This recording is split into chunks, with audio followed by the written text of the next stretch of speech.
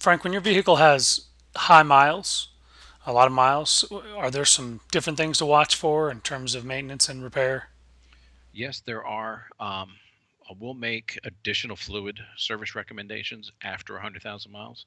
Um, for example, your car may need one differential fluid change in the first 100, and then we may want to do it every 30 or 60,000 after the first 100 as these items wear out. Transmission fluid, we like to do that a little more often.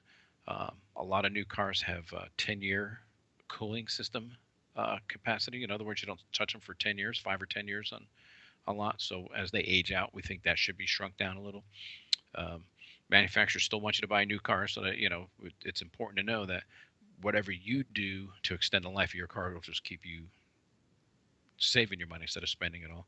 Um, I think there's a number of vehicles now that the timing belts are designed to last a little over 100,000 miles, which is an absolute critical maintenance item.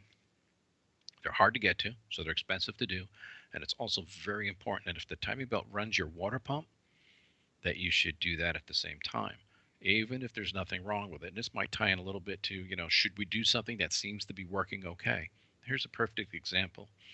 Um, it could be very labor intensive, several $100s to do a timing belt.